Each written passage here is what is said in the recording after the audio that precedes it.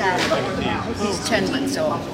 And Tim's gone, so I pulled it to be watching our grandson's soccer games from outside. And the only place that was over there.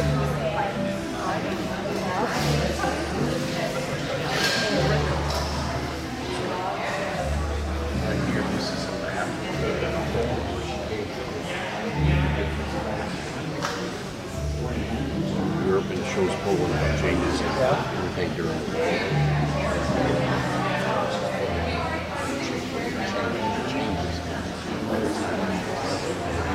Simon, together with his parents and sister, escaped from Europe during the Holocaust. They were, nevertheless, severely impacted by the Holocaust. He symbolizes a train car.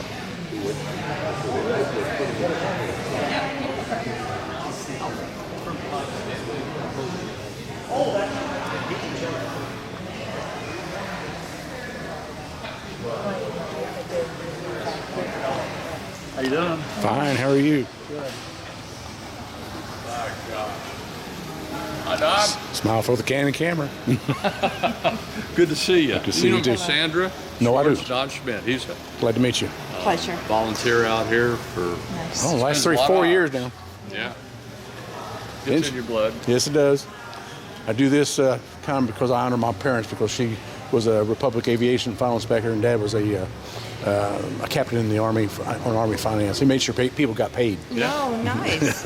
Yeah, my dad worked at Republican Aviation as a machinist. Well, she was a final inspector. I show you some pictures, but I got to do this. Circulate.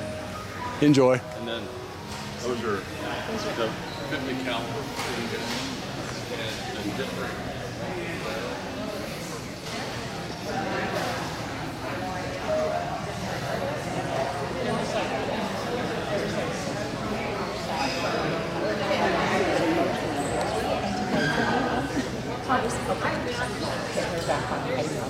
Yeah.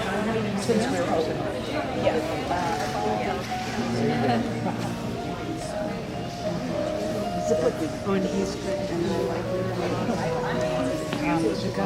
Walking this way with white hair.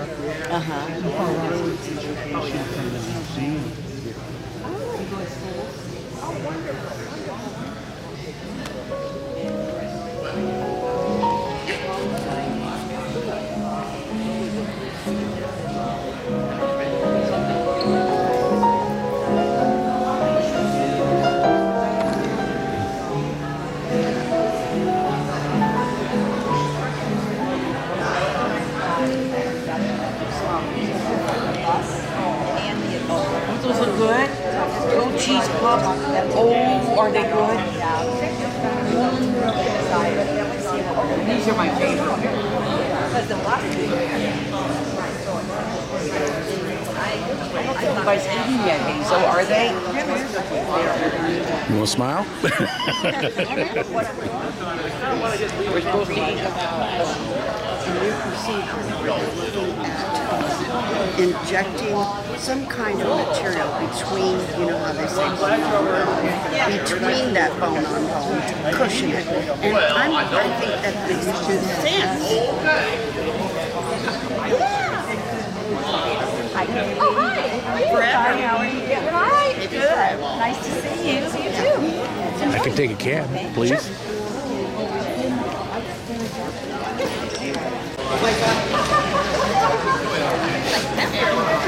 I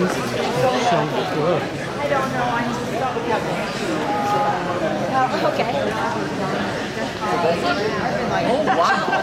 What you have? Water bread? Is that what you had? And then winter.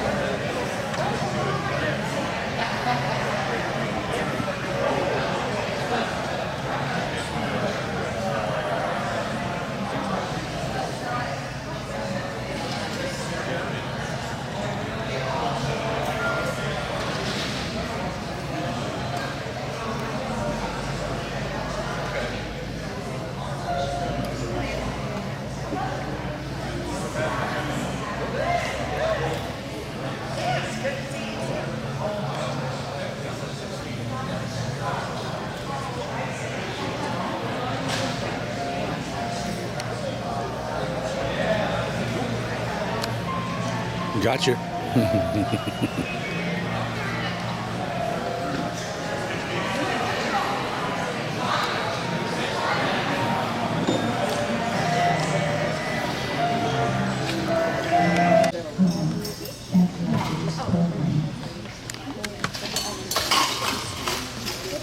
I hope everybody can hear me. And if you can come find the seat, that would be great. You'll want to be able to see what's on the screen.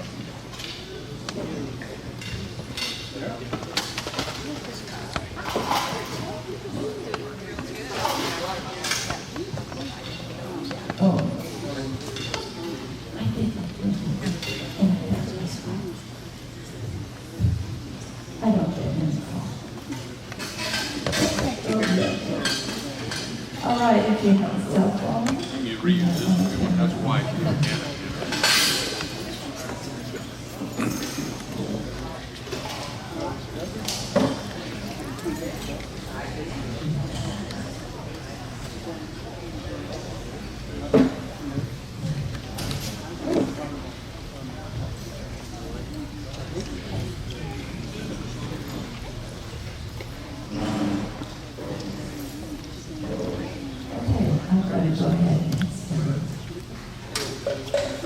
Welcome to the opening of the Rechnic Holocaust exhibit. I'm Leslie Simmons. I'm one of the exhibit team members. We have many to thank. Can you hear in the back? Can you hear? They can't hear back there. All right. Is that better? Yes. Okay. We have many to thank and to recognize for their gifts of time, talent, and financial support for this exhibit. With us tonight are board members of the museum and of the P47 Foundation, donors to the exhibit, members of the museum, folks who worked on the exhibit, and others who contributed to it, friends and family. There were 9 of us in the core exhibit team, aided by numerous others from the museum. They are all fantastic people who have worked so hard. I ask them to stand now as I call their names. Anne Blanford. Where is Anne? Okay. Anne is the originator of the exhibit, writer and editor. She is meticulous in her reading. Dr. Mark Browning. Everybody knows Dr. Browning. He is the prime mover and team builder and did many things on this project. Bruce Green. Bruce is here. Bruce is the finder of artifacts and trainer of the docents. Ian Lynch. Ian is the media manager for the maps and for the videos and music, as well as his voice. He's the narrator of the digital content. Mike Lynn, project manager for construction, technology, artifact, and related overall organizer. McKay Miles. McKay is the museum curator, the chief advisor, and provided professional content. Lisa and Bill Muller, Lisa's writer, subject matter expert, and they both acted as advisors. And myself as researcher, writer, and coordinator of group meetings. Let's give everybody a hand.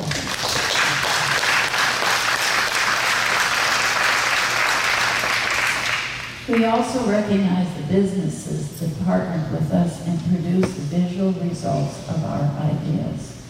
Contractor Dan Johnson, Slade Print represented by Rita Jost and Caitlin Keene, Concept Sound and Light represented by Flint Frazier and Taylor. All were great to work with, and I think most took a personal as well as professional interest in this project.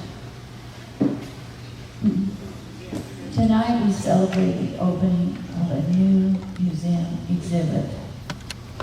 The topic of the exhibit, the horrendous tragedy that was the Holocaust, is a somber subject we do not in any way celebrate.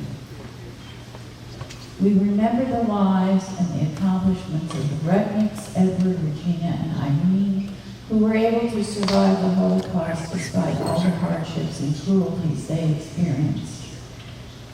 Though pushed to exhaustion and near starvation, Eddie and Regina trudged along in lines of forced laborers in the concentration camps and on the death march out of Auschwitz. After liberation, they reunited and moved on.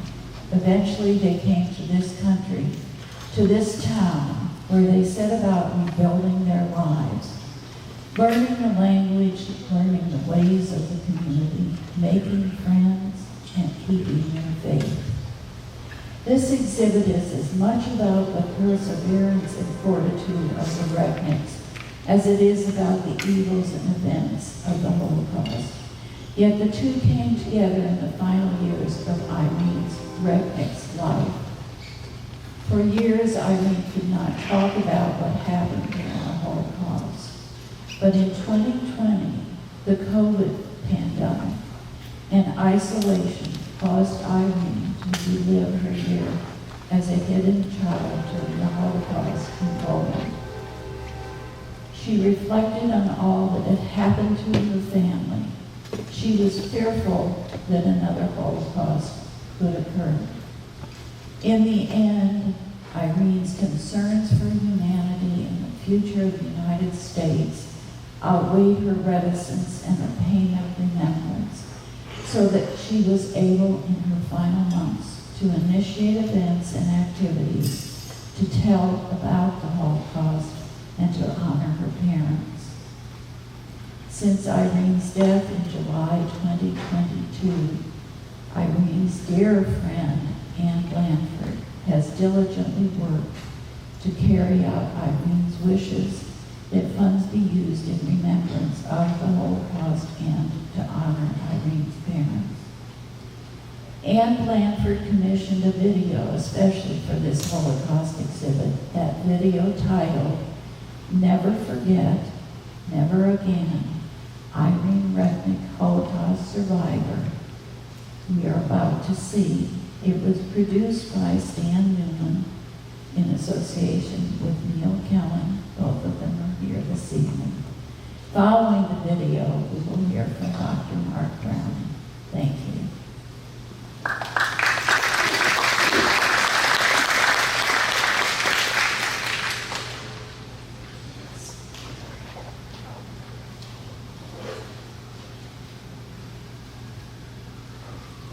Hello, I'm David James. Edward and Regina Rechnic and their only child, Irene, born in 1934, were from large families and were part of a Jewish community in the town of Dubrovnik Gorica, in an area of Poland bordering Germany. It was also less than 30 miles from Auschwitz, the town the Germans called Auschwitz. Before World War II, Edward managed a coal mine owned by his father, and the family was prosperous.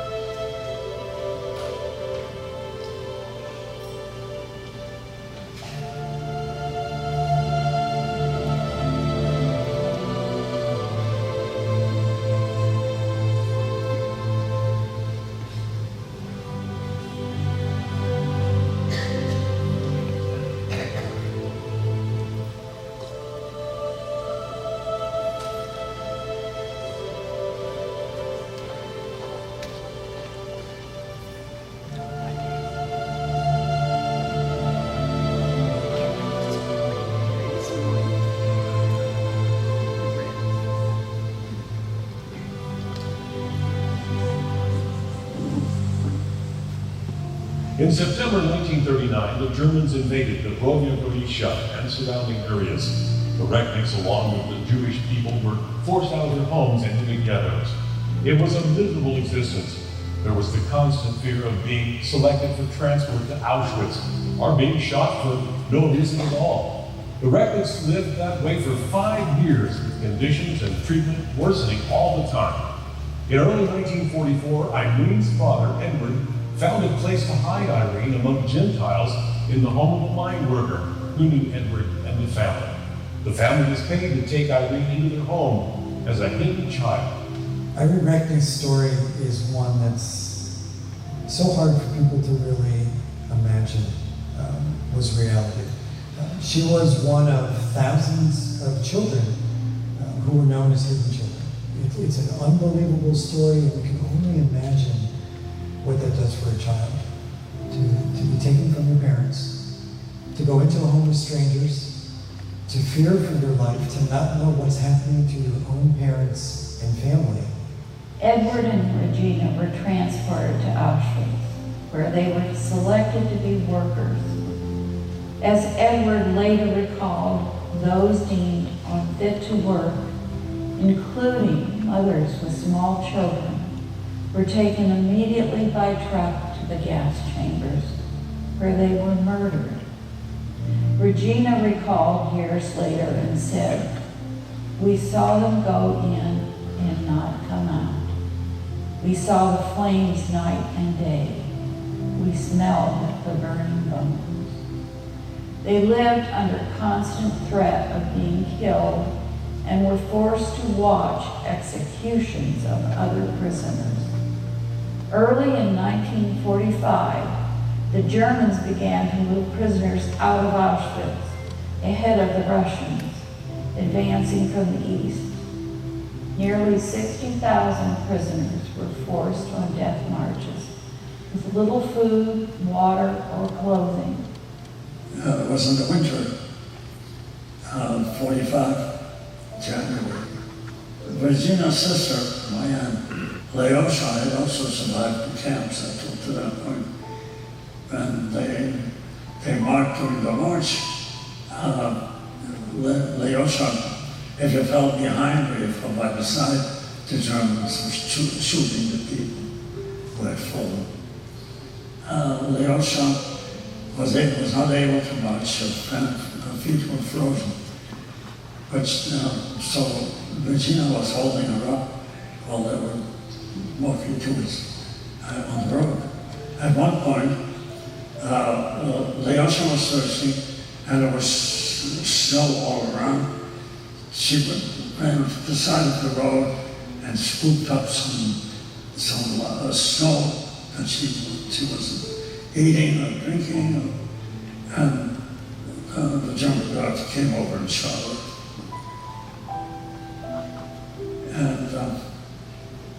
And young Regina told me at that time, Leosha was in my arms. I had supported and helped her all for years in the camp so she would get some food, and there she was dead. And minutes later, the German guards jumped on trucks and took off. They left everybody on the road. She could have survived. General Eisenhower informs me that the forces of Germany have surrendered to the United Nations. When liberation came and World War II ended in Europe, the Rechnics were survivors, but they had nothing. The Rechnics had lost their home and all material possessions. They were displaced persons and had to find each other and then After reuniting, the family of three moved to Belgium, where Edward received extensive medical treatment. After 8 years, they were able to immigrate to the United States and settle in Evansville, Indiana, where Edward's sister was living. Regina worked in an office, and Edward had a menial job cleaning at a factory. Then one day, Edward gathered some scraps of material from the floor of a clothing factory operated by a friend. With the help of his sister, he began making boys' pants. That was the beginning of what became Edwards Manufacturing Company. The business grew over time and became very successful. Irene, a teenager when the family moved to Evansville, graduated from Bosse High School and then obtained an undergraduate college degree from Evansville College.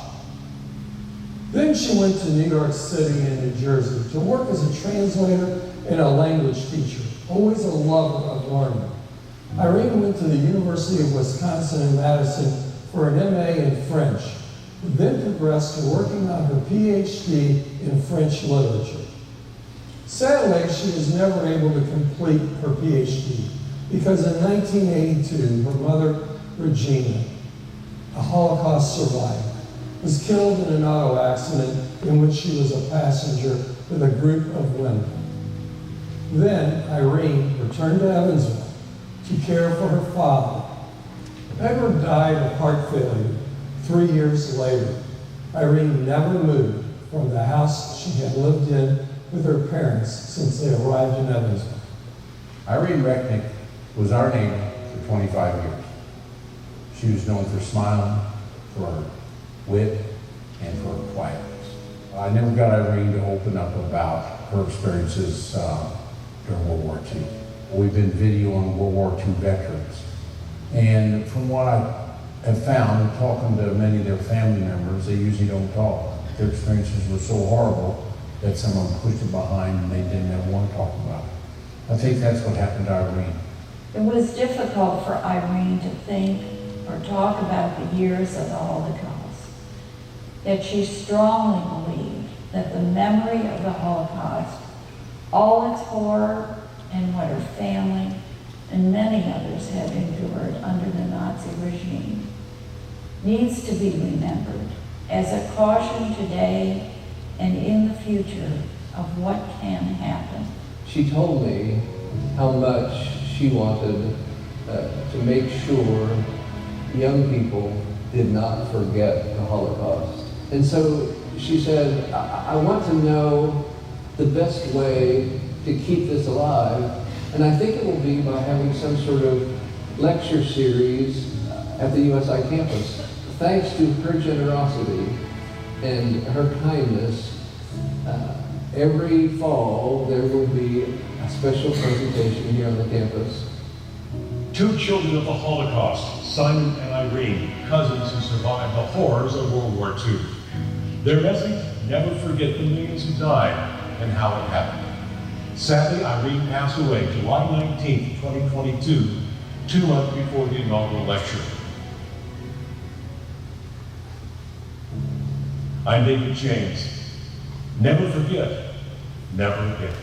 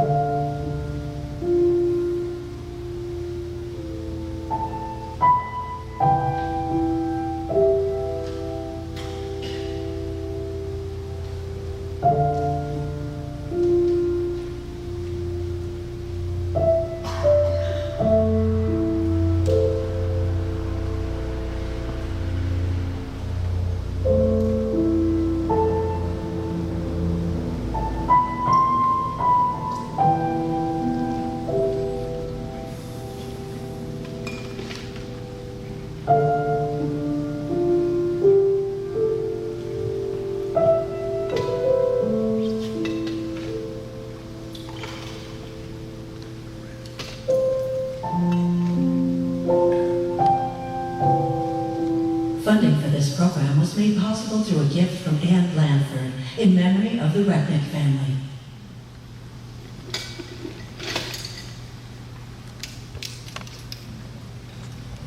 Thank you for all coming tonight. A couple things that I want to say. Number one, I think you probably heard of Aristotle. A long time ago, he said the parts do not make the whole. And I say it again, the parts do not make the whole. So the Rechnic family had 3 parts, but luckily they become a whole. When you look at the exhibit, there's about 117 total members in their family, and only 26 left after that 5-year or 6-year period of time. How would you like it? 2/3 or 3/4 of your family were gone. How they ever survived mentally? They survived physically, but mentally, I think they never gave up. Number one, Irene would live 3 doors from us, and Mrs. Cox is back there, and Mr. Cox would give her rides. She didn't have a driver's license. I would give her rides. Other people would give her rides. And I said, Irene, where are you going? I'm going to Books A Million. Well, every Sunday she'd go there to get the New York Times. I don't think anybody else in the neighborhood read the New York Times, but Irene would get it every Sunday morning. Then one day the professor came down from Indiana University, and we met at another place. It's called, what's that other bookstore? Barnes and Nobles. And it had to go upstairs, and the big professor knew everything about Dante's Inferno. So I brought Irene there, and there were a couple other very educated people there. Mr. I think Hayward from Memorial, but they were all very educated. Irene had only read it in 4 languages, and the professor went on, and Irene could have given the talk multiple times. So, but Irene was a sleeper. She was a Fulbright scholar. 4 languages, learned to read by herself. When she was an isolated hidden child, she had to be quiet, so she learned to read herself. My wife would see her walk down the street often, and my wife, I don't know if she's totally observant, but she says she never wore the same outfit. So I've added up the days. We lived next to them 25 years, and I'm going to give it just 20 years. That's about 7,320 outfits. So you women might be in style, but that little Irene from Eddie's shop probably had 7,000 outfits. And I may be wrong on that, but she was well dressed, and maybe my wife was lying to me, but I started noticing that she did look pretty good. So anyway, I brought up the first part of this is the parts don't equal the whole. That square building back there that you've heard about, and I'd like all of you to go into it, the Rechnic Holocaust exhibit. That little square building is part of the whole here.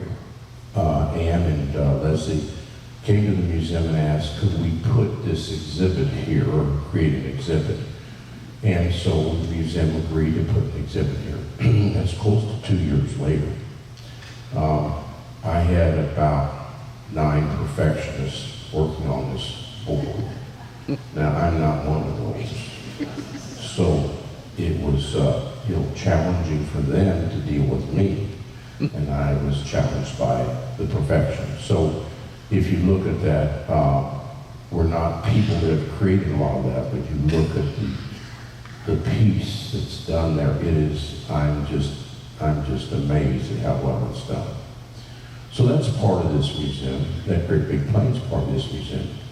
The people in red shirts are even a bigger part of this museum. The people in red shirts are volunteers. There's only 142 that don't get paid. We got 3 paid people, 142 volunteers. Some of them are here about 30 or 40 hours a week. They're all professionals. And that's our heart and soul of this place. Every exhibit you see takes a long time to create, lots of work, lots of doses to describe it. But now we've got a real shiner here. We've got Irene, Regina, and Eddie's place. And they're going to educate people in the Evansville area about the Holocaust. And we have a committee that's about 15 large at this time of the education committee, and they've educated 1,500 students last year on the road, and this year, I don't know their numbers this year, but they're an outreach program. That's the success of our LSD, it's outreach. It goes to cities for the last decade or more, and they educate our people. Well, that's what the Holocaust is going to be part of our education system. We'll make part of that portable, and we're going to go teach the tri-state area about that. We've got to educate, as this movie said, the younger population and the older population. I've learned so much in the last year and a half that I didn't know anything about, and I'm ashamed of myself, and I'm ashamed of our educational system that I didn't know about this, all the things that happened in the Holocaust. That lady lived 3 doors from me, and I never got her to open up. That's, I don't think she could emotionally, but we interview a lot of World War II vets, and as we said in the movie, we can't get them to open up. It's a PTSD type of phenomenon that happens in all kinds of people, and they can't relive those memories. So, on behalf of the Evansville Wartime Museum, the P47 Foundation, and the committee that put this together, we thank you for coming, but we want you to make sure this word gets out to the school systems, to the younger generation.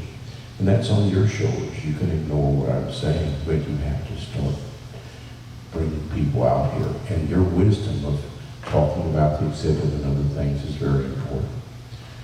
So I was only supposed to talk 2 minutes, so I got the hook on me. So I can feel the little cane coming around my neck.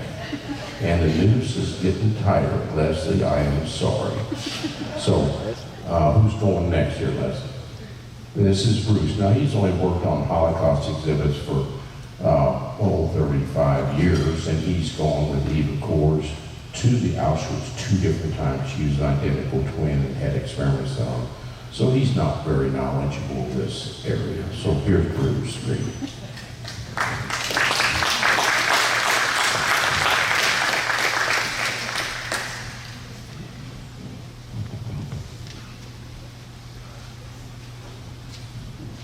Thank you. I'm going to talk to you about Holocaust education in the museum. Teaching about the Holocaust is essential. Lessons must be taught to help students understand how and why such atrocities occur in order to ensure that it never happens again. More than a mere historical event, students need to be made aware of the fragility of societies. They must be taught the dangers of prejudice, discrimination, and dehumanization. They need to understand the power of propaganda and extremism. They need to be taught the definitions of perpetrators and victims. They need to understand the consequences of tolerating hate and violence. By gaining an understanding of these things that made the Holocaust possible in the first place, it can help future generations recognize it and take action to stop it before it happens again. The Evansville Wartime Museum has a wonderful education team. I'm going to ask them to stand up or raise their hand. A number of them are here today, if you would, if you're on the education team.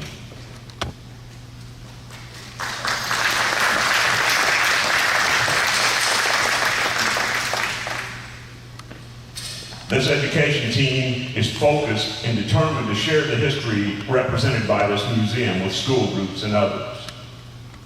The Rechnic Holocaust exhibit gives them another opportunity to share an enormously important historical event and to help future generations understand how and why it happened.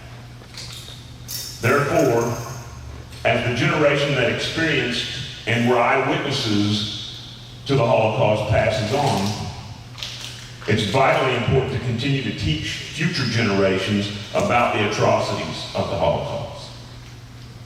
And that's the purpose of this exhibit at the Evansville Wartime Museum. The museum is committed to doing this through the use of this exhibit with school groups and other children's organizations that visit.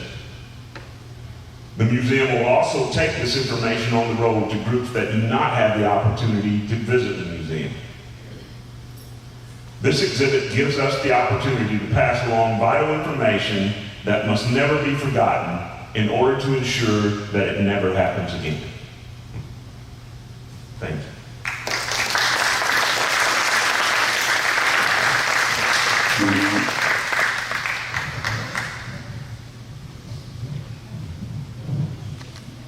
Hello, I'm Mike Lynn. I wanted to give a few remarks relating to the design of the Holocaust room.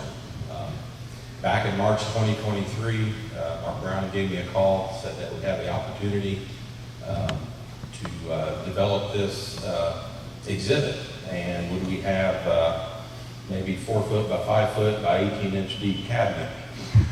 So when you look at what a good thing happened, and we've got this nice exhibit here, and a little from my prior work life, that's an example of scope creep, a very good example of scope creep, okay? And that was a good thing. So one of the challenges, you run across in designing this is you're not necessarily designing it for Holocaust, scholars, people that know every little bit of it. You're designing it for people that don't know anything about it. And you need to keep their attention as they go through. They may not have an hour to go through it. When you look at museum exhibits, you've got skimmers, swimmers, and deep divers. And our objective was to have something in there for all those types of learners. In addition, we have pictures, text, audio, video, and then we also have, we have maps on a touchscreen. So there's a little bit for everybody, and there's also enough depth there that people will come back and, learn some more. So it's not just a quick thing.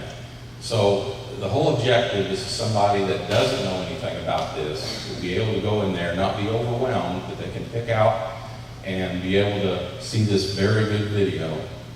And if they didn't know anything about it, the objective is that everybody that goes through that exhibit will come out with at least the minimum understanding of never forget, never again. So I hope that you go there and look at that. I hope we met our objective, and I think this is something that is a really big opportunity for the museum for education. So as of right now, we're closing on our remarks, and we're going to start having people tour the exhibit, groups of maybe 6 or 8, and we will have some docents there to help along. And then while you're waiting, I would encourage you to look at some of the other exhibits, look at the World War II timeline. There's a reason why we put the exhibit right there at the end of the timeline. So I'll turn it over to you, Leslie. Thank you, everybody. Thank you, Mike. I just wanted to let everyone know we're going to... Okay. Oh. Tom David has turned me on. So I have sound again. Anyway, I'm not going to add a whole lot. I did want to let you know that we're extending our open time to 6:30 because to give everybody a chance to look. Food and beverage will be available, so please enjoy, and we appreciate your coming this evening. Thank you.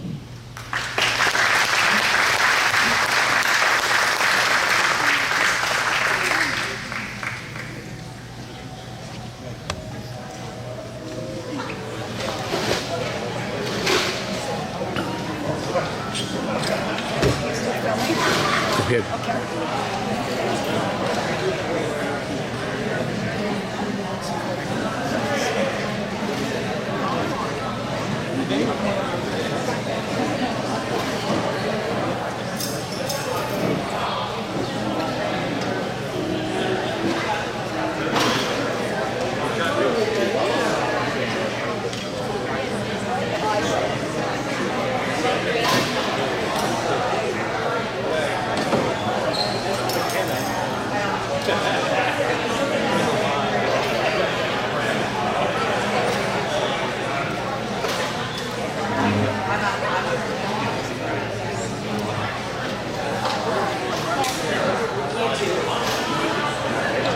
Well, it's better food. How you doing? I'm very pleased.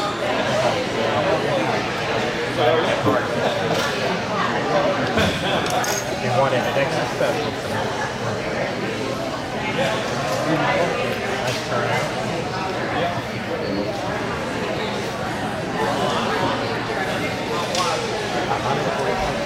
how you doing? Pretty good, pretty good.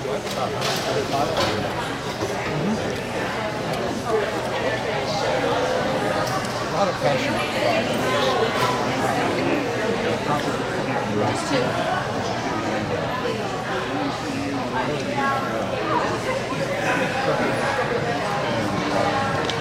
But Mike Brown gets his hands on Some movies, let people people going in. It's got some still shots for you. Good.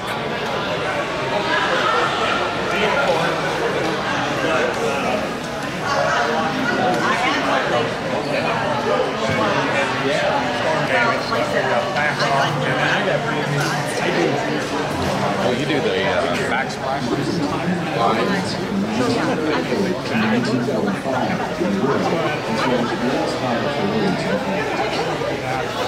During the Holocaust, 6 million Jewish people and millions of others were murdered or died as a direct result of measures. We're here. Have fun.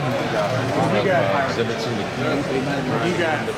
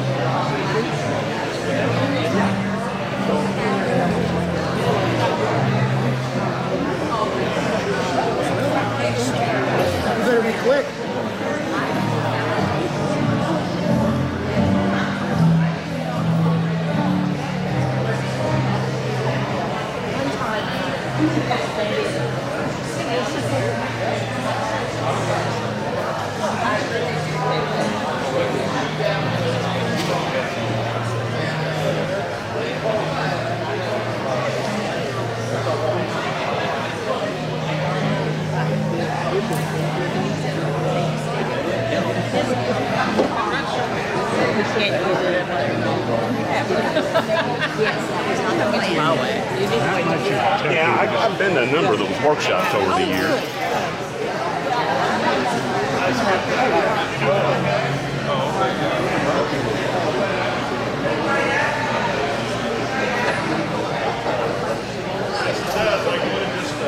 Yeah, I think that's great.